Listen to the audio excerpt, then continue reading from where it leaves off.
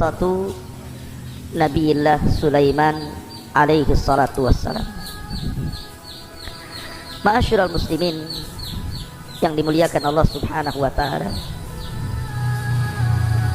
Sulaiman alaihi salatu wassalam adalah salah satu dari putra Nabi Allah Daud alaihi salatu wassalam. Sebagaimana Daud alaihi salatu wassalam satu-satunya nabi yang Allah anugerahkan kerajaan yang tidak dimiliki nabi-nabi atau raja-raja sebelumnya. Dialah satu-satunya nabi yang merangkap jabatan nabi plus raja. Bahkan dianugerahkan Zabur kepada beliau. Beliau sangat dicintai Bani Israel. Maka ketika putranya Nabi Allah Sulaiman alaihi salatu wassalam meneruskan tampuk kepemimpinan ayahnya menjadi nabi plus juga raja, maka Nabi Allah Sulaiman pun sangat dicintai Bani Israel karena akhlaknya, keadilannya, ucapannya, hukumnya, dan begitu seterusnya. Bani Israel cocok dengan Nabi Allah Sulaiman alaihi salatu wassalam. Dan Allah subhanahu wa ta'ala pahamkan kepada Sulaiman bukan hanya bahasa manusia, bahkan seluruh hewan-hewan yang bicara dia paham. Mau hewan buas, mau hewan jinak, mau hewan terbang, mau hewan yang berjalan di bumi, Sulaiman paham bahasa mereka. Bahkan bukan hanya itu saja, Nabi Allah Sulaiman dianugerahkan mampu menundukkan bangsa jin, padahal bangsa jin gaib bagi kita. Allah subhanahu wa ta'ala yang mengatakan, innahum yarakum min haitsu la tarawnahum. Mereka melihat kita, tapi kita tidak bisa melihat mereka. Tapi Nabi Sulaiman alaihi salatu wassalam mampu menundukkan makhluk yang gaib bagi kita, jin. Makanya suatu ketika Nabi Allah Sulaiman alaihi salatu wassalam mengumpulkan seluruh pasukannya dari kalangan manusia, dari kalangan jin, dari kalangan hewan-hewan, burung-burung, hewan ternak, hewan jinak, hewan buas, dikumpulkan semuanya. Kemudian Nabi Allah Sulaiman berkhutbah di hadapan mereka, dan itu digambarkan dalam Al-Quran. Wa waritha Sulaiman Daud wa qala ya ayyuhan nasu ullimna mantiqat tayri wa utina min kulli syai'in inna hadha lahuwal fadlul mubin. Dan Nabi Allah Sulaiman alaihi salatu wassalam mewarisi kerajaan dan kenabian dari ayahandanya Nabi Allah Daud alaihi salatu wassalam. Karena yang dimaksud warisan dari Daud itu bukan warisan harta. Karena Nabi sallallahu alaihi wasallam yang mengatakan, nahnu ma'syaral anbiya la nuwarrithu ma taraknahu sadaqah. Kami semua para nabi, kata Rasul, tidak mewariskan harta. Semua harta kami adalah sedekah. Jadi kalimat wa waritha Sulaiman Daud di sini artinya Nabi Daud alaihi salatu wassalam mewariskan kepada Sulaiman itu kerajaan dan kenabian. Dan itu keistimewaan yang luar biasa, menggabungkan dua keistimewaan langit dan bumi. Waqala, kemudian Sulaiman berkata, berkhutbah di hadapan pasukannya itu, ya ayyuhan nas, wahai manusia, ulimna mantiqat tayri, telah diajarkan kepada kami bahasa burung, wa utina min kulli syai'in, dan telah diberikan kepada kami segala sesuatu yang tidak dimiliki manusia. Kemudian Nabi Allah Sulaiman mengatakan, inna hadza lahuwal fadlul mubin. Tentu ini semua adalah karunia yang nyata yang Allah subhanahu wa ta'ala anugerahkan kepada. Ma'asyiral muslimin yang dimuliakan Allah subhanahu wa ta'ala, dan kita tahu bahwa ada sebuah asar yang dikeluarkan Imam Hakim dalam Mustadraknya dari Muawiyah radhiyallahu anhu. Beliau mengatakan, malikul ardi arba'atun, raja yang pernah menguasai sebagian besar dunia itu cuma ada 4. Sulaiman ibn Daud, kemudian Dzulqarnain, kemudian Bukhtun Nasr, kemudian Namrud. Itulah 4 raja yang pernah menguasai sebagian besar dunia. Dan para ulama mengatakan la syakka fi anna a'zamahum hukman alal itlaq kana Sulaiman. Dan dari 4 raja yang pernah menguasai sebagian besar dunia, yang paling besar kekuasaannya secara mutlak adalah Nabiullah Sulaiman alaihi salatu wassalam, dibandingkan Dzulqarnain ataupun Bukhtun Nasr ataupun Namrud di zaman Nabiullah Ibrahim alaihi salatu wassalam. Ma'asyiral muslimin yang dimuliakan Allah subhanahu wa ta'ala, dan Nabiullah Sulaiman alaihi salatu wassalam itu punya aturan ketika mentertibkan tentara-tentaranya. Maka dia memiliki aturan yang sangat ketat, yang sangat ketat, luar biasa. Makanya kemudian Allah subhanahu wa ta'ala mengatakan wa husyira li Sulaiman junudahu minal jinni wal insi wat tayri fahum yuzaun. Dan untuk Sulaiman dikumpulkan bala tentaranya dari jin, manusia, bahkan burung-burung, lalu mereka berbaris dengan tertib luar biasa. Di Sulaiman selalu melihat kondisi bagaimana pasukan dari kalangan manusia, kemudian pasukan jin, kemudian pasukan burung-burung, dan pasukan hewan-hewan yang lainnya. Dan itu luar biasa. Seorang jenderal perang selalu memperhatikan pasukan.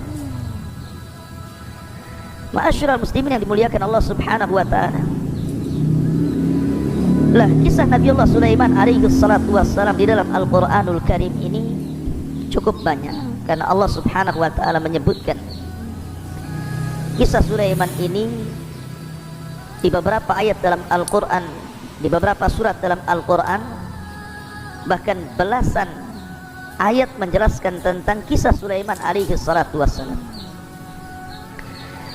Ma'asyiral muslimin yang dimuliakan Allah azza wa jalla, di antara kisah-kisah yang disebutkan di dalam Al-Quranul Karim adalah kisah Sulaiman alaihi salatu wassalam bersama seekor semut. Dan itu disebutkan di dalam suratul Naml. Allah subhanahu wa ta'ala berfirman, hatta idza atau ala wadin namlah qalat namlatun ya ayyuhan namlu udkhulu masakinakum la yakhtimannakum Sulaiman wa junuduhu wa hum la yash'urun. Allah subhanahu wa ta'ala mengatakan sampai suatu ketika pasukan Sulaiman sampai di sebuah lembah yang disebut dengan Wadi Namlah. Memang lembah itu penuh dengan semut di mana-mana. Maka dari kejauhan Nabiullah Sulaiman alaihi salatu wassalam mendengar pemimpin semut mengatakan kepada rakyatnya, maksudnya rakyat semut itu, wahai para semut, masuklah rumah-rumah kalian. Jangan sampai Nabiullah Sulaiman menginjak kalian dan tentaranya, sementara mereka la yash'urun, mereka tidak sadar. Lihat bagaimana semut ini juga beradab kepada Nabiullah Sulaiman dan juga tentaranya. Maka mendengar bagaimana semut ini sangat berakhlak dan beradab, tidak suudzon kepada Sulaiman dan pasukannya, dan mengatakan wa hum la yash'urun, maka Sulaiman pun takjub dan kemudian tersenyum. Allah katakan fatabassama dhahikan min qauliha, maka Sulaiman pun tersenyum kepada ucapan sang raja semut kepada masyarakat semut itu. Waqala, dan dia mengatakan Rabbi auzi'ni an ashkura ni'mataka allati an'amta alai wa ala walidai wa an a'mala salihan tardah wa adkhilni bi rahmatika fi ibadika salihin. Ya Rabb, anugerahkan kepadaku agar aku bisa bersyukur akan nikmatmu yang telah kau anugerahkan kepadaku. Nikmat bisa paham dengan bahasa-bahasa binatang yang tidak diberikan kepada para nabi baik sesudah dan sebelum, dan juga bersyukur kepada kedua orang tuaku karena sudah mewarisi kerajaan dan juga kenabian Nabi Allah Daud alaihi salatu wassalam, dan agar aku bisa beramal saleh yang kau ridhai dan kau masukkan aku dengan rahmatmu termasuk hamba-hambamu yang saleh. Subhanallah, jarang sekali orang yang Allah anugerahkan nikmat yang banyak bersyukur kepada Allah Azza wa Jalla. Terkadang baru diberikan harta saja orang sudah melampaui batas. Kalla innal insana la yatgha an ra'ahu istaghna. Ma'asyiral muslimin yang dimuliakan Allah Subhanahu wa taala, di sini ada faedah yang sangat besar. Dalam syariat orang dulu, maksudnya para nabi yang dulu itu, seorang boleh saja membunuh semut. Seperti yang terjadi pada salah seorang Bani Israel, nabi dari nabi-nabi Bani Israel, disebutkan dalam sebuah hadis, qarasat nabiyyan minal anbiya'i namlah fa'amara biqaryatin namli fa'ahrakat fa'ahallahu ilaihi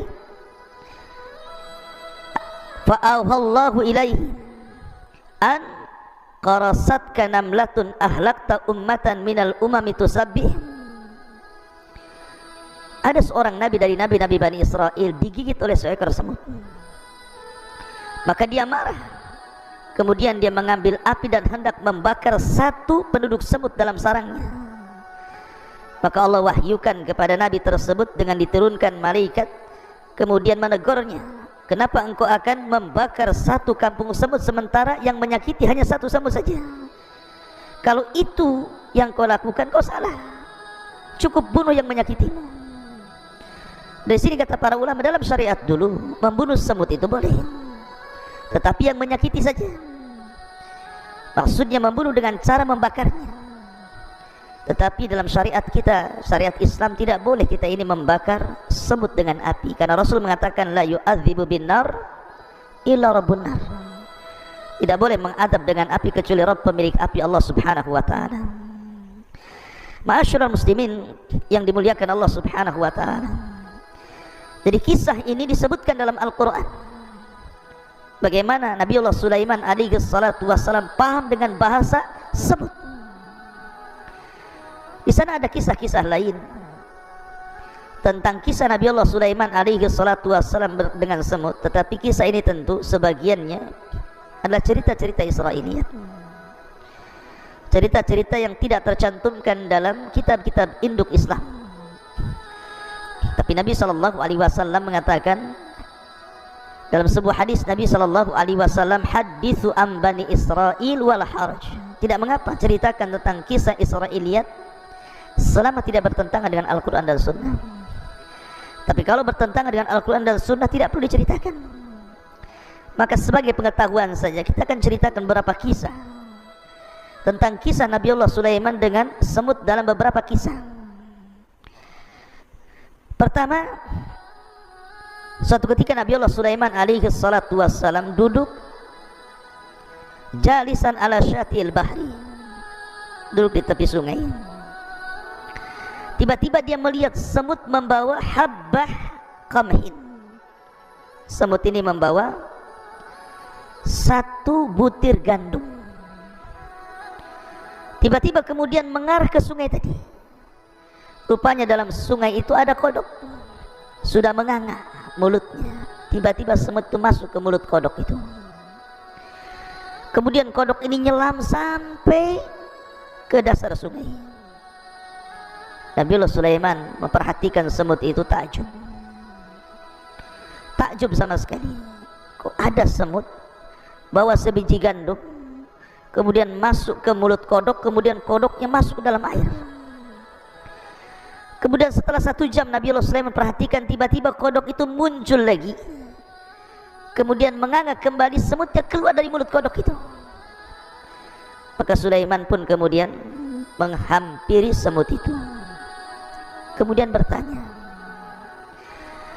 Kata Nabi Allah Sulaiman alaihi salatu wassalam kepada semut itu, dari mana kau pergi membawa satu butir gandum itu? kau masuk ke mulut kodok, kemudian kau nyelam bersama kodok, kemudian kau muncul lagi ke permukaan. Maka dia mengatakan, ya Nabi Allah, inna fi qa'ril bahri alladhi tarah sakhratun mujawwafah wa fi jawfiha dudatun amya wa qad khalaqaha Allah Ta'ala hunalik. Wahai Nabi Allah Sulaiman, di dasar sungai itu ada sebuah batu yang berongga di dalam. Di dasar batu itu ada dud, semacam ulat, dan dia buta, tidak bisa melihat dan tidak bisa memberikan rezeki, tidak bisa mampu mencari rezeki.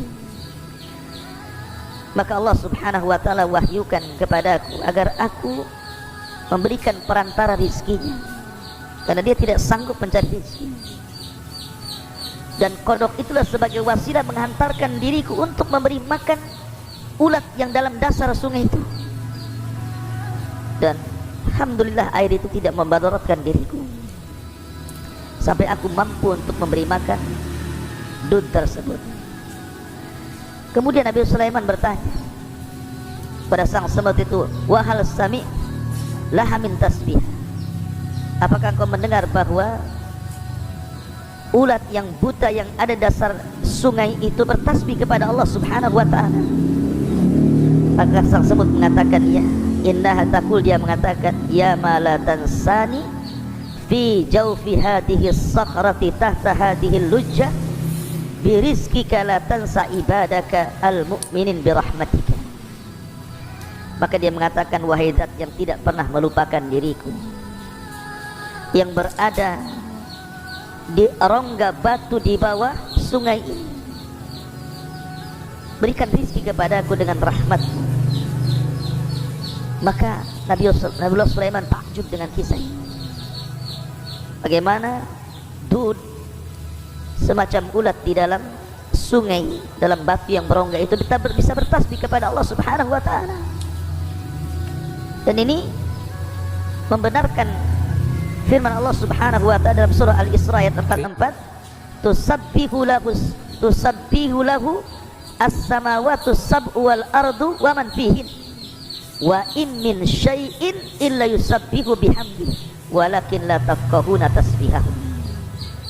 Dan segala sesuatu itu sumber tasbih dengan memujinya, akan tetapi kalian tidak paham tasbih mereka. Lalu Allah bertasbih. Ma'asyiral muslimin yang dimuliakan Allah Azza wa Jalla, sekali lagi kisah ini kisah Israiliyat, tidak terdapat dalam kitab-kitab sunnah, hanya sebagai pengetahuan saja. Kemudian kisah yang kedua masih kisah Israiliyat. Jadi suatu ketika Nabi Allah Sulaiman alaihi salatu wassalam berjumpa dengan seekor semut. Kemudian Nabi Sulaiman bertanya kepada semut itu, kam yakfika minat ta'am fil amil wahid, berapa lama kau bisa bertahan dalam setahun dari makanan yang Allah rizkikan kepada? Maka kemudian sang semut mengatakan, yakfini thalatha habbatin min qamhin aw syair, kalau bagiku, kata semut ini, mencukupkan 3 butir gandum itu sudah cukup untuk kumakan dalam setahun. Faqama Sulaiman alaihi salatu wassalam wa akhadha hadhihi an-namlah thumma wada'aha fi ulbatin wa wada'a ma'aha thalatha habbat minal qamh. Maka Sulaiman pun kemudian berdiri mencari botol, kemudian dilubangi botol itu untuk supaya hawa masuk. Diambilnya semut itu dimasukkan ke dalam botol, kemudian diambilnya 3 butir gandum dimasukkan ke dalamnya, kemudian ditinggalkan begitu saja. Kemudian setelah 1 tahun sempurna, Nabi Allah Sulaiman kembali untuk melihat semut yang ada dalam botol itu. Kemudian dilihatnya semut masih hidup, dan dilihatnya tidak habis. 3 butir tidak habis dalam setahun, rupanya cuma 1 butir setengah dia habiskan. Yang 1 butir setengahnya lagi tidak habis dimakan. Maka kemudian Nabi Allah Sulaiman mengatakan kepada sang semut, anti takulina thalatha habbat fil amil wahid, falimada akalti habbatan wa nisf. Dulu 1 tahun yang silam kau katakan dalam 1 tahun ini cukup bagimu 3 butir gandum, tapi kenapa kau sisakan 1 butir setengah dan kau makan 1 butir setengah yang lain? Lihat bagaimana semut mengajarkan tawakal kepada kita. Faqalat, maka semut ini mengatakan, ya Nabi Allah, lama kuntu harratun taliqatun kuntu a'lam anna rizki ala Allah fala yansani wa amma lamma kana rizki alayka anta khashita anta wa amma lamma kana rizki alayka fa ana khashitu an tansani. Maka sang semut mengatakan, wahai Nabi Allah, ketika aku tidak berada dalam botol itu, aku bebas kemana-mana, maka aku tahu rizkiku ada pada tangan Allah Azza wa Jalla, dan Allah tidak mungkin melupakan diriku. Ya, karena Allah mengatakan, wa ma min dabatin fil ardi illa 'ala Allah rizquha. Tidak ada binatang yang melata di permukaan bumi ini kecuali ada rizkinya masing-masing dari Allah Subhanahu wa ta'ala. Akan tetapi ketika kau masukkan aku ke dalam botol, maka aku tahu rizkiku ditanggung dirimu, karena aku tidak bebas mencari rizki kemana-mana. Aku tidak bisa keluar dari botol ini. Makanya aku hanya memakan 1 butir setengah dan membiarkan 1 butir setengah yang lainnya, karena takut engkau tidak datang dan kau lupa kepada aku. Subhanallah, ya, pelajaran yang luar biasa. Semut mengajarkan tauhid, mengajarkan tawakal kepada kita. Ma'asyiral muslimin yang dimuliakan Allah Azza wa Jalla. Kemudian juga kisah yang lainnya, ketika Nabi Allah Sulaiman alaihi salatu wassalam ditimpa kaumnya dengan paceklik yang berkepanjangan, tanah sudah retak, kering kelontang, tidak ada hujan. Maka Nabi Allah Sulaiman mengajak pasukannya untuk istisqa, meminta hujan kepada Allah Azza wa Jalla. Berangkatlah mereka ke tanah lapang, dan Sulaiman bergerak duluan. Rupanya Nabi Allah Sulaiman melihat banyak semut yang terlentang mengarah ke langit, seolah-olah berdoa meminta hujan. Maka Nabi Allah Sulaiman alaihi salatu wassalam mengatakan kepada pasukannya, irji'u ila buyutikum qad kufikum bidu'ain naflah. Kembali ke rumah-rumah kalian. Kita tidak perlu meminta hujan lagi, karena sudah mencukupkan permintaan semut-semut itu. Sebentar lagi akan turun hujan. Ma'asyiral muslimin yang dimuliakan Allah Subhanahu wa ta'ala. Itulah kisah Nabi Allah Sulaiman bersama semut-semut itu. Kemudian kisah berikutnya, Nabi Allah Sulaiman alaihi salatu wassalam bersama hudhud, burung hudhud. Allah Subhanahu wa ta'ala berfirman dalam suratul Naml,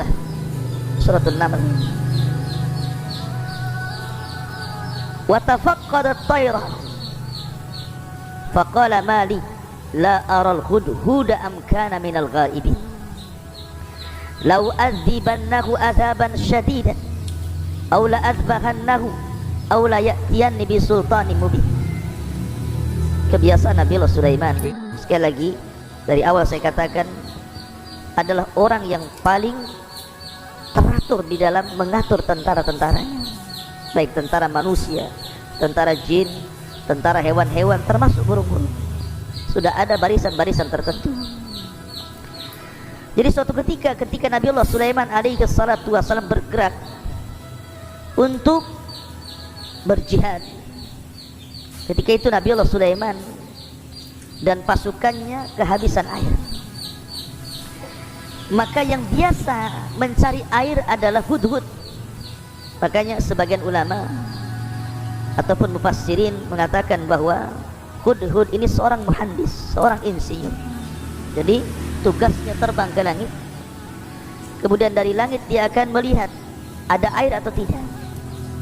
Kalau ada air, maka kemudian diberitahu kepada Nabi Allah Sulaiman, maka Nabi Allah Sulaiman akan memerintahkan jin untuk melobangi dan mengorek tempat itu, kemudian keluar sumber air. Lah, ketika itu burung hudhud tidak ada. Ketika hendak ditugaskan, tidak hadir pula dia. Makanya kemudian Nabi Allah Sulaiman alaihi salatu wassalam marah dan mengatakan, maliyala aral hudhud. Kemana hudhud? Aku tidak melihat. Am kana minal ghaibin, ataukah dia sengaja tidak hadir dalam barisan ini? Kata Sulaiman, la u'adzibannahu adzaban syadida. Awas saja kalau dia sampai tidak datang dan tidak hadir dalam barisan itu, aku akan azab dia dengan azab yang sangat pedih. Aula adzbahanna, atau aku akan potong dia, akan sembelih dia. Aula ya'tiyani bisultani mubin, atau mungkin ada alasan lain. Lihat bagaimana Nabiullah Sulaiman alaihi salatu wassalam bukan raja diktator. Dia memberikan beberapa pilihan. Kalau seandainya dia punya bukti, maka akan dimaafkan. Punya uzur, akan dimaafkan. Tapi kalau tidak lihat, pantas disembelih atau hanya disiksa saja. Dan ini menjadikan pasukan Nabiullah Sulaiman itu betul-betul tertib, karena ada aturan di situ. Tiba-tiba famakatha ghaira ba'idin, tiba-tiba Hudhud sudah datang saja. Kemudian Hudhud mengatakan, ahattu bima lam tuhit bihi wa ji'tuka min saba'in binaba'il yakin. Dia mengatakan, ya Nabiullah Sulaiman, aku mengetahui pengetahuan yang kau tidak ketahui, dan aku baru saja datang dari sebuah negeri Sabah dengan berita yang sangat meyakinkan. Bayangkan, negeri Sabah itu di mana? Di Yaman. Sementara Nabiullah Sulaiman dan pasukannya ada di Palestina. Menunjukkan bahwa Allah anugerahkan kepada Hudhud ini mampu terbang dengan cepat. Tentu Hudhud di zaman Sulaiman berbeda dengan Hudhud di zaman sekarang. Mampu dia terbang ke dari Palestina ke Yaman, balik lagi ke Palestina. Kemudian dia bercerita apa yang ia lihat dari kerajaan itu. Inni wajadtu imra'atan tamlikuhum wa utiyat min kulli syai'in walaha arsun 'azim. Wahai Nabiullah Sulaiman, aku mendapati raja negeri Sabah ini bukan laki-laki tapi perempuan, dan diberikan segala sesuatu, dan dia memiliki singgasana yang sangat besar. Akan tetapi wajadtuha wa qaumaha yasjuduna lisyamsi min dunillah. Tapi sayang, aku melihat kaumnya, mereka tidak menyembah Allah, mereka menyembah matahari. Wa zayyana lahumus syaitan a'malahum, dan syaitan telah menghiasi amal-amal mereka. Fasaddahum anis sabil fahum la yahtadun, sehingga terputus dari jalan Allah dan mereka tidak dapat hidayah. Ma'asyiral muslimin yang dimuliakan Allah Subhanahu wa taala. Akhirnya Nabi Sulaiman pun diceritakan tentang apa yang dilihat Hudhud terhadap raja atau Malikus Sabah, Raja Balqis yang menguasai kerajaan Sabah. Tetapi Nabiullah Sulaiman alaihi salatu wassalam tidak langsung membenarkan kabar itu. Maka dia mengatakan, qala sanangdur asadaqta am kunta minal kadhibin. Tunggu dulu, kabar kamu ini benar atau salah? Lihat bagaimana Sulaiman hendak tabayun. Kau ini membawa berita benar atau berita dusta? Kemudian Allah Subhanahu wa taala mengatakan, idhhab bi kitabi hadza fa'alqihi ilaihim thumma tawalli anhum fa'ndur ma'adha yarji'un. Sudah gini saja, bawa suratku kepada negeri Sabah itu, kau hantarkan suratku kepada mereka, kemudian kau lihat-lihat kira-kira apa balasannya. Akhirnya kemudian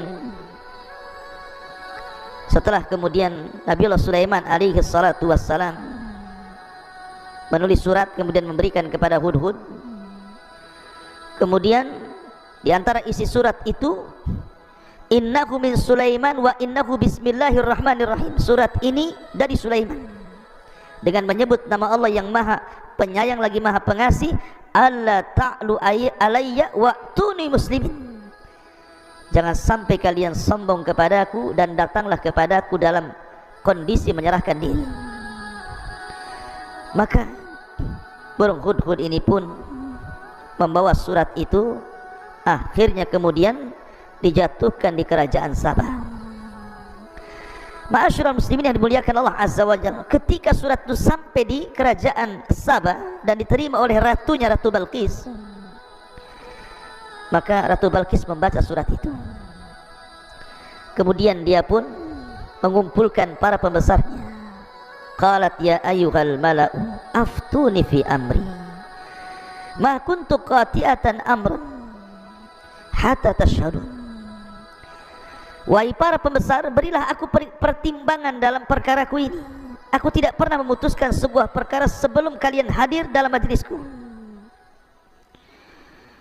Kemudian datanglah para pembesar kerajaan Sabah ini, dipimpin rapat Ratu Balqis secara langsung.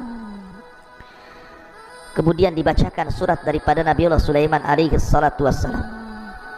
Tapi apa yang terjadi? Qalu, mereka mengatakan, nahnu ulu quwwatin wa ulu ba'shin syadid wal amru ilaiki fangduri madza ta'murin.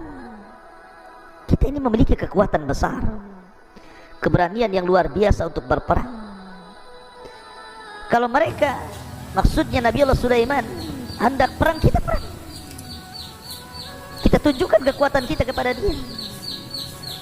Akan tetapi keputusan berada di tanganmu wahai sang ratu, maka pertimbangkanlah apa yang akan kau perintahkan. Jadi para pembesar itu maunya kekuatan dilawan kekuatan. Tetapi Ratu Balqis ini berakal. Qalat, dia mengatakan, innal muluk idza dakhalu qaryatan afsaduha wa ja'alu a'izzata ahliha ahliha wa kadzalika yaf'alu. Sesungguhnya raja-raja apabila menaklukkan sebuah negeri perang, barang tentu mereka akan membinasakan dan menjadikan penduduk yang mulia menjadi hina. Karena kalau seandainya kalah akan jadi tawanan, bahkan akan jadi budak, sebagai terbudak dan dihinakan. Dan demikianlah yang akan mereka lakukan juga kepada kita. Akhirnya kemudian Balqis pun berpikir untuk memastikan apakah yang mengirim surat itu seorang nabi, betul-betul nabi, ataukah hanya gertak sambal saja mungkin bahasanya. Kemudian dia mulai berpikir sampai mengatakan, wa inni mursilatun ilaihi bihadiyatin fanadiratun bima yarji'ul mursalun. Dan sungguh aku akan mengirim utusan kepada mereka dengan membawa hadiah yang sangat besar, dan aku akan menunggu apa yang akan dibawa kembali oleh para utusan itu. Sudah, gini saja, kita coba berikan hadiah kepada dia. Kalau dia menerima hadiah itu berarti sama saja dengan raja-raja yang lain. Tapi kalau dia menolak hadiah itu, ini bukan raja biasa, dia tidak menghendaki itu.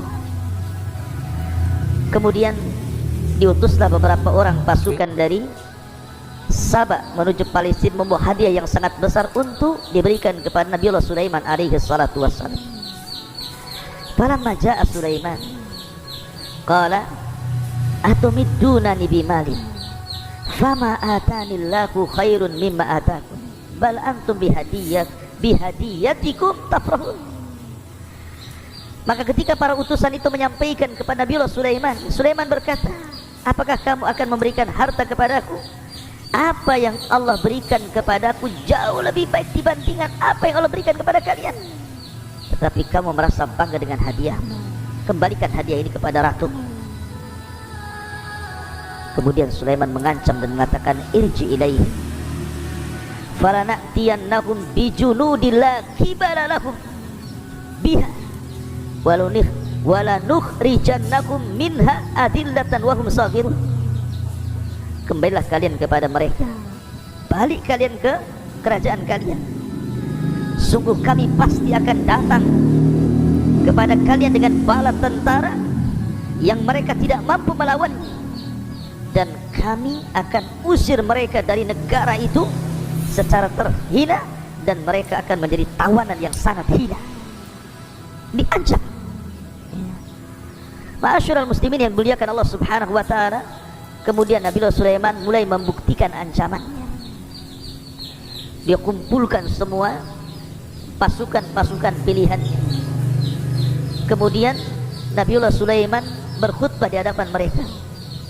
Qala ya ayyuhal mala'u ayyukum ya'tini bi arsyiha qabla an ya'tuni muslimin. Wahai para pembesar, siapakah di antara kamu yang sanggup membawa singgasana kepadaku sebelum mereka datang kepadaku menyerahkan diri? Maka pasukan khusus dari kalangan manusia, jin dan binatang, mereka pun menawarkan ide kepada Nabiullah Sulaiman.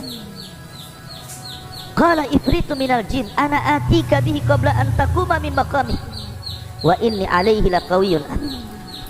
Ifrit dari kalangan jin mengatakan, akulah yang akan membawanya kepadamu sebelum engkau berdiri dari tempat dudukmu, maka sungguh aku adalah jin yang sangat kuat.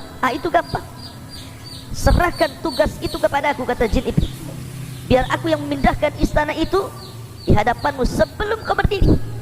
Subhanallah, kekuatan jin. Kemudian yang lain juga bangkit dan mengatakan, qala alladhi indahu ilmun minal kitab ana atika bihi qabla an yartad ilaika tarfu. Seseorang yang mempunyai ilmu dari kita berkata, aku akan membawamu singgasana Raja Balkis kepadamu sebelum matamu berkedip. Maka Nabi Sulaiman memilih yang tercepat. Sebelum dia berkedip, istana itu sudah harus ada di hadapan. Falamma ra'ahu mustaqirran indahu qala hadha min fadli rabbi liyabluwani aashkuru am akfur wa man syakara fa innama yashkuru nafsi wa man kafara fa inna rabbi ghaniyyun karim. Maka ketika betul-betul singgasana Balkis dipindah oleh orang yang Allah anugerahkan ilmu ini, maka Nabi Sulaiman alaihi salatu wassalam memuji Allah dan mengatakan, ini semua karunia yang Allah anugerahkan kepadaku. Allah hendak menguji diriku, apakah aku termasuk hamba Allah yang bersyukur ataukah menjadi hamba Allah yang kufur. Maka barang siapa yang bersyukur, sesungguhnya itu manfaat bagi dirinya. Tapi bagi siapa yang kufur, maka sesungguhnya Rabbku adalah zat yang maha kaya lagi maha kasih, maha pemurah. Lihat bagaimana Nabi Sulaiman tidak lupa akan kuasa Allah, anugerah dari Allah subhanahu wa ta'ala. Ma'asyiral muslimin yang dimuliakan Allah azza wa jalla. Maka akhirnya Sulaiman pun ketika melihat istana itu sudah ada di hadapannya, Nabi Sulaiman ingin merubah istana Ratu Balkis itu, supaya ketika Ratu Balkis datang, dia tidak mengenali istananya, dirubah sedikit. Maka disebutkan Sulaiman berkata, ubahlah untuknya singgasananya. Kita akan lihat apakah dia Ratu Balkis mengenali istananya kembali ataukah tidak mengenali lagi. Falamma ja'at qila ahakada arsyu qalat ka'annahu hu wa utinal ilma min qabliha wa kunna muslimin. Maka ketika dia Balkis datang, ditanyakan kepada dia, lihat istana yang kau masuk ini serupa enggak dengan istana? Karena sudah dirubah sedikit masalahnya. Maka Balkis mengatakan seolah-olah iya, kayaknya ini istanaku, tapi dia ragu-ragu. Dan dia Balkis pun berkata, kami telah diberikan pengetahuan sebelumnya dan kami adalah orang-orang yang berserah diri kepada Allah azza wa jalla. Subhanallah.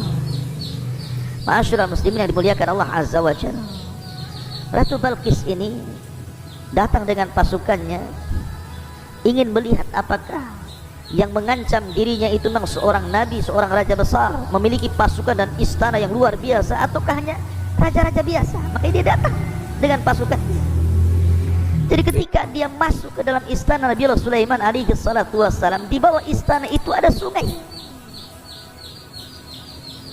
Ketika dia masuk ke dalam istana itu, dia tidak sadar menyingkap pakaian sehingga nampak betisnya, disangka dia akan masuk ke dalam air di sungai itu.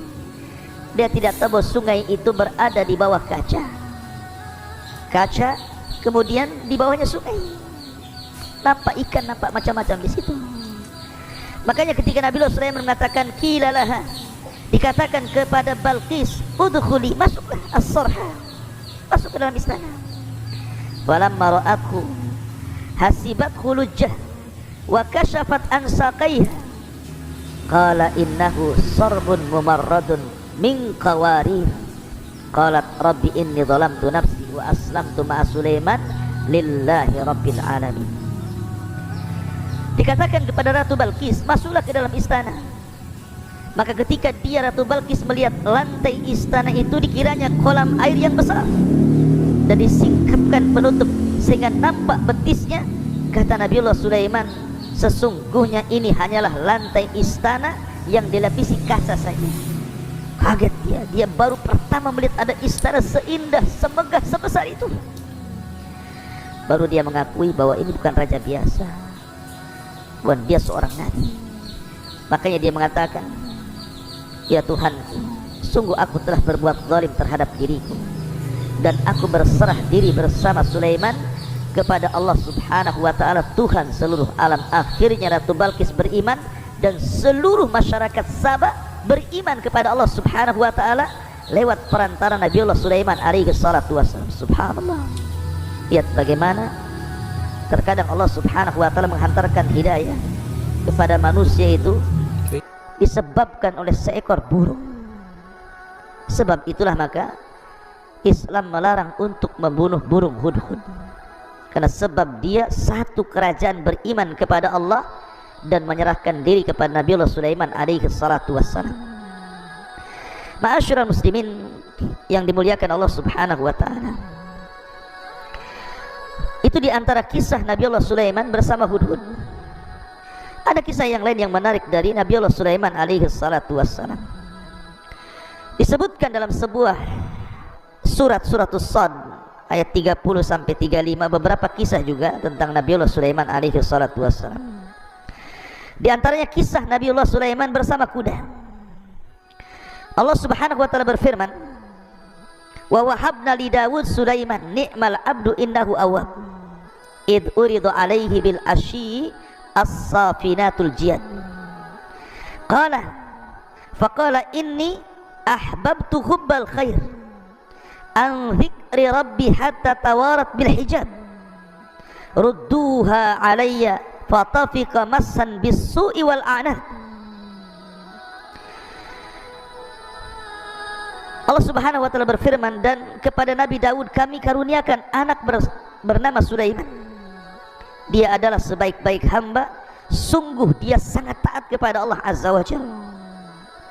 Tentu seorang orang tua dianugerahkan anak yang saleh, luar biasa bahagianya.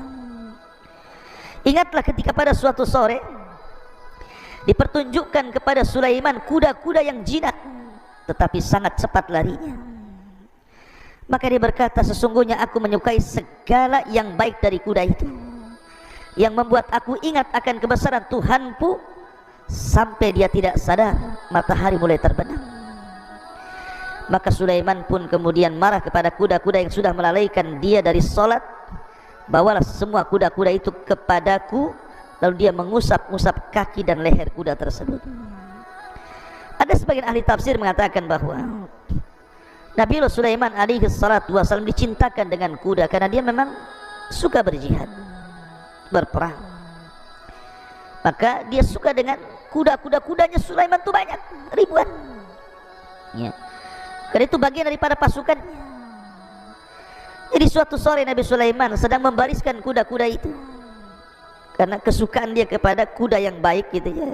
Dia bariskan kuda-kuda itu, tidak sadar kalau seandainya ketika dia membariskan kuda-kuda itu kemudian mengusap satu persatu, merapihkannya, rupanya dia dilupakan dari sholat di waktu petang, sholat sebelum terbenam matahari. Ketika kemudian matahari terbenam diingatkan bahwa dia belum sholat. Akhirnya dia marah sama kuda-kuda itu. Kemudian dia meminta agar kuda-kuda itu didekatkan kepadanya dan dia sembelih semua kudanya, karena disebabkan sudah melalaikan dia dari sholat sebelum terbenam matahari. Subhanallah. Bagaimana Nabiullah Sulaiman alaihi salatu wassalam tidak mau ada hal-hal yang menyebabkan lalainya dia beribadah kepada Allah Azza wa Jalla. Terbanyak di antara kita sudah tahu perkara itu melalaikan, masih juga kita lakukan. Sudah tahu pekerjaan itu bisa melalaikan dari zikir kepada Allah, masih juga kita kerjakan. Tapi lihat, ini pelajaran besar dari Nabiullah Sulaiman alaihi salatu wassalam. Karena kuda-kuda itu, walaupun Sulaiman sangat cinta dengan kuda-kuda itu, karena melalaikan dari ibadah kepada Allah, disembelih semuanya, disedekahkan kepada fuqara wal masakin. Dari sini akhirnya Allah Subhanahu wa ta'ala gantikan kepada Sulaiman yang jauh lebih baik daripada kuda-kuda itu. Apa? Allah tundukkan angin kepadanya. Jadi biasanya dia menunggang kuda yang sangat cepat gitu ya. Akhirnya Allah ganti dengan menunggang angin sehingga dia bisa merintahkan angin itu kemana saja dia sukai. Makanya kemudian Nabi Sulaiman alaihi salatu wassalam setelah menyembelih kuda-kudanya, dan dia tidak punya tunggangan lagi karena semua disembelih dan disedekahkan kepada fuqara wal masakin, sebagai gantinya Allah tundukkan angin sebagai kendaraannya. Dan anehnya setiap Nabi Allah Sulaiman naik angin itu tidak membuat dia jatuh, dia bisa terbang sesuka dia. Ma'asyiral muslimin yang dimuliakan Allah subhanahu wa ta'ala. Dan itu ada kaidah dalam Islam, sebagaimana sabda Nabi sallallahu alaihi wasallam, "Man taraka syai'an lillahi awwadallahu khairan minhu." Barang siapa yang meninggalkan sesuatu karena Allah, maka Allah ganti sesuatu itu yang jauh lebih baik lagi. Subhanallah. Ma'asyiral muslimin yang dimuliakan Allah subhanahu wa ta'ala. Itulah kisah Nabi Allah Sulaiman bersama kuda. Tetapi sebagaimana manusia yang lain, Sulaiman juga terfitnah. Dia manusia sama dengan kita, tetapi Allah anugerahkan kepada dia kelebihan berupa kerajaan dan kenabian. Apa fitnahnya? Allah subhanahu wa ta'ala berfirman, "Walaqad fatanna Sulaiman wa alqaina ala kursiyyihi jasadan thumma ana." Dan sungguh kami telah menguji Sulaiman dan kami jadikan dia tergeletak di atas kursinya sebagai tubuh yang lemah karena sakit, kemudian dia pun bertobat kepada Allah Azza wa Jalla. Ada 3 penafsiran yang disebutkan para ulama. Pertama, bahwa dikisahkan Nabiullah Sulaiman alaihi salatu wassalam suatu ketika dia memiliki istri, tapi tanpa sepengetahuan istri yang satu ini, dia menyembunyikan kekufuran. Tapi memang wanita cantik, Sulaiman suka dengan istri. Jadi kebiasaannya Nabiullah Sulaiman ini kalau masuk ke dalam kamar mandi hammam, maka dia mencopot cincinnya, kemudian disuruh memegangnya. Setelah keluar dari kamar mandi, kemudian diambil lagi cincinnya. Allah takdirkan datang syaitan menyerupai Sulaiman, kemudian meminta cincin itu. Karena dia tidak tahu itu adalah jelmaan daripada jin, dikasihkan pula cincin itu kepada jin tadi. Padahal kekuasaan Nabiullah Sulaiman dalam menundukkan perkara-perkara itu ada di cincin itu. Akhirnya kemudian ketika dia memakai cincin itu, kemudian dia naik ke singgasana Sulaiman, kemudian dia berduduk. Dia memerintahkan masyarakat Sulaiman, jin ini itu, tetapi aneh karena tidak sebagaimana hukum yang selalu diperintahkan Nabi Sulaiman. Ini agak aneh, banyak diingkari oleh masyarakat Nabiullah Sulaiman alaihi salatu wassalam. Ya, karena itu bukan Nabiullah Sulaiman, itu jelmaan jin. Akhirnya Sulaiman pun dia datang dan mengatakan, "Saya Sulaiman, bukan dia." Tapi orang-orang jin-jin dan juga pasukan-pasukan dari kalangan binatang tidak percaya karena tidak memiliki cincin, dan cincinnya ada pada jin yang menyerupai Sulaiman itu. Dari situlah kemudian Nabiullah Sulaiman berusaha untuk mengambil kembali. Ada yang mengatakan selama 40 hari baru dia berhasil mengambil cincinnya kembali dan mengembalikan singgasananya. Ini satu penafsiran. Penafsiran yang kedua, dan tentu ini kisah Israiliyatnya. Penafsiran yang kedua bahwa Nabiullah Sulaiman alaihi salatu wassalam suatu ketika pernah bersumpah. Jadi dia itu kan memiliki banyak istri, 100 istri. Dia bersumpah dalam satu malam itu dia hendak menggauli 100 istrinya, dan dia bercita-cita dari 100 istrinya hamil dan semuanya terlahir sebagai para mujahidin fi sabilillah. Itu cita-citanya. Dia ingin menggauli dalam satu malam semua istrinya, kemudian hamil, kemudian melahirkan semua anak laki-laki, dan semua menjadi para mujahidin. Itu keinginannya. Tetapi Nabiullah Sulaiman dilupakan mengucapkan insyaallah. Maka dia gilir seluruh istrinya, 100 istri itu dalam satu malam. Rupanya tidak ada satupun yang hamil kecuali satu orang. Itu pun saat melahirkan separuh manusia dan separuh bukan, karena tidak punya kaki. Maka Nabi Sulaiman alaihi salatu wassalam diuji agar dia jangan memastikan sesuatu kecuali setelah mengucapkan insyaallah. Kemudian penafsiran yang ketiga, suatu ketika Nabi Sulaiman sakit sehingga tidak bisa bangkit dari tempat pembaringannya menuju singgasananya. Akhirnya kemudian ada syaitan duduk di singgasananya. Dan itu fitnah bagi Nabi Sulaiman alaihi salatu wassalam yang Allah subhanahu wa ta'ala firmankan dalam surat ini, walaqad fattanna Sulaiman wa alqaina ala kursihi jasadan summa anat. Dan sungguh kami telah menguji Nabi Sulaiman dan kami jadikan dia tergeletak dalam kursinya sebagai tubuh yang lemah karena sakit, kemudian dia baru bertobat mengakui kesalahannya.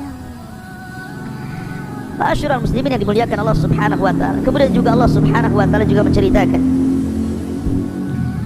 doa Nabi Sulaiman alaihi salatu wassalam setelah tragedi fitnah itu. Qala rabbighfirli wa habli mulkan la yanbaghi li ahadin min ba'di innaka antal wahhab. Ya Allah, ampunilah akan dosa-dosaku dan anugerahkan kepadaku kerajaan yang tidak dimiliki siapapun setelahku. Sungguh engkaulah yang maha pemberi segala nikmat yang Allah anugerahkan kepadaku. Dalam sebuah hadis dari Abi Hurairah radhiyallahu anhu, jadi suatu ketika Ifrit dari kalangan jin pernah mengganggu Rasul dalam salat. Maka Nabi SAW kemudian menangkap leher Ifrit itu, kemudian mencekiknya sampai akhirnya keluar air liurnya dan jatuh ke tangan Rasul, dan Rasul merasakan rasa dingin dari liur jin Ifrit itu. Kalau ada yang mengatakan bukankah jin terbuat dari api, kenapa liurnya dingin? Kita katakan yang terbuat dari api itu asal penciptaan jin, sebagaimana Adam dari tanah, tetapi anak turunannya tidak kan ya. Sebagaimana kaca terbuat dari beberapa kerikil dan pasir, tapi kalau kaca dipecahkan apakah kemudian kembali menjadi tanah dan kerikil? Kan tidak juga, itu asal penciptaan. Kemudian Nabi SAW mengatakan, laqad hamamtu an arbitahu ala jambi sariyati min sawaril masjid. Aku sebenarnya menginginkan untuk mengikat jin itu, jin Ifrit itu, di salah satu tiang dari tiang-tiang masjid, supaya menjadi mainan anak-anak dan penduduk Madinah. Akan tetapi tidak jadi lakukan Nabi SAW karena teringat dengan doa Nabi Allah Sulaiman, rabbighfirli wa habli mulkan la yanbaghi li ahadin min ba'di. Ya Tuhanku, ampunilah aku dan anugerahkan kepadaku kerajaan yang tidak dimiliki oleh siapapun sepeninggalku. Sungguh engkaulah yang maha pemberi atas semuanya. Ma'asyiral muslimin yang dimuliakan Allah subhanahu wa ta'ala. Dan kita tahu bahwa ketika Nabiullah Sulaiman alaihi salatu wassalam berkuasa menjadi nabi dan rasul, dan setiap nabi tentu mendakwahkan dakwah tauhid. Walaqad ba'atsna fi kulli ummatin rasulan an i'budullaha wajtanibut taghut. Dan kami utus pada tiap-tiap umat ini seorang rasul, tugas mereka sembahlah Allah, tauhidkan Allah, esakan Allah, dan jauhi sesembahan selain daripada Allah subhanahu wa ta'ala. Seluruh para nabi mendakwakan dakwah tauhid, termasuk Nabi Sulaiman. Maka dalam bentuk mentauhidkan Allah, ketika Nabi Sulaiman alaihi salatu wassalam menjadi raja dan nabi, dia mengancam kepada tukang-tukang sihir yang mempraktekkan sihirnya akan dibunuh. Dan Nabi Sulaiman menggerakkan pasukannya untuk merampas seluruh kitab-kitab sihir yang ada pada tukang-tukang sihir. Maka bergeraklah pasukan ke penjuru dunia untuk mengambil semua kitab-kitab sihir agar jangan ada satupun yang mempelajari kitab-kitab itu. Kemudian diletakkan di satu sunduk, di satu kotak, kemudian diletakkan di bawah singgasananya. Kemudian dia mengancam siapapun yang mengambil kotak ini dan dia seorang jin, maka pasti terbakar. Tetapi siapapun yang mengambil kotak ini dari kalangan manusia, aku bunuh dia. Maka sejak saat itu tidak ada satupun jin yang berani menyentuh kotak itu, dan tidak ada satu manusia pun yang mendekatinya, sehingga menggugurkan seluruh para dukun. Tidak ada dukun-dukun lagi yang berani mempraktekkan perdukunan. Subhanallah. Tetapi orang-orang Yahudi justru menuduh Sulaiman alaihi salatu wassalam yang mempelajari sihir untuk menyihir orang-orang, sehingga mereka mengatakan Sulaiman itu kafir. Maka Islam membantah dan mengatakan wa ma kafara Sulaiman walakinna syayatina kafaru. Sulaiman tidak kafir, setan-setan itu yang kafir. Kemudian masuk pada cerita Harut dan Marut, dan itu kisah yang lain. Ma'asyiral muslimin yang dimuliakan Allah Azza wa Jalla. Lah, Nabiullah Sulaiman alaihi salatu wassalam itu adalah orang yang pertama kali membangun Masjidil Aqsa. Masjid di dunia ini yang mulia hanya 3, Masjidil Haram, Masjid Nabawi, dan Masjidil Aqsa. Lah, yang pertama dibangun Masjidil Haram oleh Ibrahim alaihi salatu wassalam. Kemudian yang kedua Masjidil Aqsa dibangun oleh Nabiullah Sulaiman alaihi salatu wassalam. Dan yang ketiga Masjid Nabawi dibangun oleh Rasul kita Muhammad sallallahu alaihi wasallam. Tetapi secara keutamaan tentu Masjidil Haram lebih utama dibandingkan Masjid An-Nabawi. Masjid Nabawi lebih utama dibandingkan Masjid Al-Aqsa, karena kita lihat dari segi pahala orang yang sholat di dalamnya. Siapa yang sholat satu kali sholat di Masjidil Haram sama dengan 100.000 kali sholat di masjid-masjid yang lainnya. Siapa yang sholat di Masjid Nabawi sama dengan 500 atau 1000 kali sholat dibandingkan di masjid-masjid yang lainnya. Dan sholat di Masjidil Aqsa sama dengan 500 kali sholat dibandingkan di masjid-masjid yang lainnya. Tapi secara pembangunan, maka Aqsa kedua, baru setelah itu Nabawi. Yang pertama Masjidil Haram. Lah, setelah kemudian Nabi Sulaiman membangun Masjidil Aqsa yang disebut dengan Haikal Sulaiman, yang sekarang dicari-cari. Haikal ini bangunan yang asal yang pernah dibangun Sulaiman oleh orang-orang Yahudi Israel. Karena ada sebuah keyakinan, kalau seandainya Haikal Sulaiman, bangunan asli Masjidil Aqsa, kemudian sudah tampak pondasinya, kemudian dirobohkan Masjidil Aqsa dalam pelebarannya, kemudian dikembalikan kepada Haikal yang asli, maka orang-orang Yahudi meyakini akan datang penolong bagi mereka. Itu keyakinan mereka, dan ini keyakinan batil. Intinya bahwa Nabi Sulaiman membangun Masjidil Aqsa. Kemudian setelah itu dia pun meminta kepada Allah Subhanahu wa taala 3 perkara. Sa'alallahu hukman yusadifu hukmahu. Pertama, Nabi Sulaiman meminta hukum yang selaras dengan hukum Allah Subhanahu wa taala. Maka diberikan permintaan pertama. Kemudian yang kedua, sa'alallah mulkan la yanbaghi li ahadin min ba'di. Dia meminta sebuah kerajaan yang tidak dimiliki siapapun sepeninggalnya, dan Allah kabulkan. Kemudian yang ketiga, Nabiullah Sulaiman alaihi salatu wassalam meminta juga alla ya'tiyahu ahadun la yanhazuhu illa salah, bahwa siapapun yang masuk ke Masjidil Aqsa tidak ada niat kecuali salat. An yukhrijahu min khati'atihi kayaumin waladathu ummuhu. Keluar dari masjid sudah hilang semua dosa-dosanya. Dan Rasul mengatakan wa arju an yakuna qad utiyahu tsalitsa, dan aku berharap Allah Subhanahu wa taala juga memberikan permintaan Nabiullah Sulaiman yang ketiga. Dan Rasul pernah salat di Masjidil Aqsa pada saat peristiwa Isra dan Mi'raj. Ma'asyiral muslimin yang dimuliakan Allah Subhanahu wa taala. Dan banyak kisah-kisah Nabiullah Sulaiman alaihi salatu wassalam. Kita masuk pada wafatnya. Jadi disebutkan di dalam Al-Qur'anul Karim bagaimana wafatnya Nabiullah Sulaiman alaihi salatu wassalam. Allah katakan falamma qadaina alaihi al-maut ma dallahum ala mautihi illa dabatul ardi ta'kulu min sya'atahu. Falamma kharra tabayyanatil jin allau kanu ya'lamunal ghaiba ma labithu fil adzabil muhin.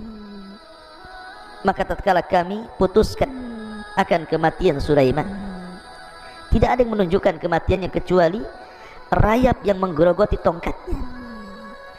ketika Sulaiman kemudian tersungkur jatuh dan semua orang, jin, binatang tahu bahwa Sulaiman meninggal dunia, maka jin-jin itu kemudian mengatakan seandainya mereka tahu yang gaib, tentu mereka tidak akan berada dalam adab yang sangat dihinakan. Kalau tahu Sulaiman meninggal, kami ngapain bekerja lagi, mungkin bahasa seperti itu untuk Nabi Sulaiman yang sudah mati. Jadi ada yang mengatakan bahwa Nabiullah Sulaiman alaihi salatu wassalam di akhir hayatnya selalu menyendiri di Baitul Maqdis yang sudah dibangunnya, dan beliau tidak pernah keluar dari mihrabnya berhari-hari. Bahkan ada yang mengatakan sampai 1 tahun tidak keluar dari mihrabnya. Dia hanya menyuruh orang untuk mengantar makanan dan terus sholat dan beribadah kepada Allah subhanahu wa ta'ala. Ma'asyiral musliminlah, pada hari pertama kemudian dia melihat di dalam Baitul Maqdis ini ada tumbuh pohon. Kemudian dia memandangi pohon tersebut dan berkata, siapa namamu?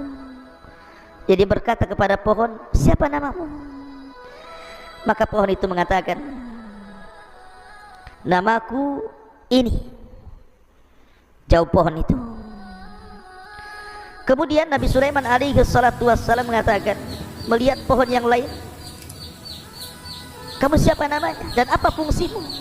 Maka pohon ini mengatakan, aku namanya si ini dan fungsiku sebagai obat-obatan. Lalu pada akhirnya Nabi Sulaiman melihat satu pohon yang tumbuh. Kemudian ketika ditanya siapa namamu, dia mengatakan Khurubah. Khurubah itu artinya pohon perusak. Lalu Nabi Sulaiman bertanya, siapa namamu? Dia mengatakan, saya Khurubah, pohon yang akan merusak. Maka Sulaiman terkejut ketika menjawab, melihat jawaban pohon itu, dan dia mengatakan, apa maksudnya perusak? Maka dia mengatakan, aku tumbuh untuk merusak masjid ini dan juga akan merusak kekuasaan. Dari situ Sulaiman terkejut, kemudian mencabut pohon itu, kemudian menanam di dinding miliknya. Tiba-tiba kemudian Sulaiman masuk ke mihrab, berdiri salat dengan memegang tongkatnya. Rupanya di saat itulah Nabiullah Sulaiman didatangi malakul maut, kemudian dicabut nyawanya, sementara dia sedang memegang tongkatnya. Dan kita tahu seorang nabi itu kematiannya dijaga oleh Allah Azza wa Jalla, tidak mungkin dimakan bumi, sehingga jasadnya utuh seperti itu, memegang tongkat berhari-hari, berbulan-bulan, sampai genap 1 tahun, dimatakan 2 tahun. Karena memang masjid itu masih berlantaikan tanah, tentu banyak rayap. Maka rayap itu kemudian menggerogoti dari bawah tongkat Sulaiman, kemudian makin atas, maka sampai kepada tongkat yang paling ujung yang dipegang Nabiullah Sulaiman. Ketika sudah tidak lagi bertelekan dengan tongkat itu, dia pun roboh. Maka manusia tahu, jin tahu, hewan-hewan tahu bahwa Nabiullah Sulaiman alaihi salatu wassalam sudah meninggal dunia. Falamma qadayna alaihi al-maut ma dallahum ala mautihi illa dabatul ardh ta'kulu min sa'atahu. Maka tatkala kami putuskan kematian kepada Nabiullah Sulaiman, tidak ada yang menunjukkan akan kematiannya kecuali rayap-rayap bumi yang memakan tongkatnya. Subhanallah, dia meninggal saat sholat dicabut rohnya. Begitulah pelajaran, jangan sampai kita meninggal kecuali atas ibadah kepada Allah subhanahu wa ta'ala. Karena itu alamat dari husnul khatimah. Jangan sampai kita meninggal di tempat-tempat maksiat atau sedang bermaksiat kepada Allah azza wa jalla. Tetapi sekali lagi, riwayat ini tentu riwayat Israiliyah, maka kita hanya memegang kepada zahir daripada ayat Al-Quran. Ma'asyiral muslimin yang dimuliakan Allah subhanahu wa ta'ala, itulah kisah singkat dari Nabiullah Sulaiman alaihi salatu wassalam. Lalu siapakah Nabi setelah Nabiullah Sulaiman? Bagaimana kondisi Bani Israel setelah wafatnya Sulaiman? Karena kita tahu bahwa jaya-jayanya Bani Israel itu ketika tampuk kepemimpinan dipegang oleh ayahnya Sulaiman, Daud alaihi salatu wassalam, dan yang paling kuat di zaman Nabiullah Sulaiman alaihi salatu wassalam. Apa yang terjadi setelah wafatnya Sulaiman? Maka kisah ini akan bersambung. Semoga Allah subhanahu wa ta'ala memberikan kesabatan kepada kita, istiqomah kepada kita untuk tetap mempelajari Al-Quran, Sunnah Nabi SAW, sehingga bisa lebih mendekatkan diri kepada Allah Subhanahu wa Ta'ala. Lewat kisah para Nabi dan Rasul kita ambil dan petik pelajaran yang berharga, karena sekali lagi bahwa kisah-kisah dalam Al-Quran semua benar dan tidak ada yang dusta. Subhanakallah bihamdika, asyhadu an la ilaha illa anta, astaghfiruka wa atubu ilaik. Allahu ta'ala. Assalamualaikum warahmatullahi wabarakatuh.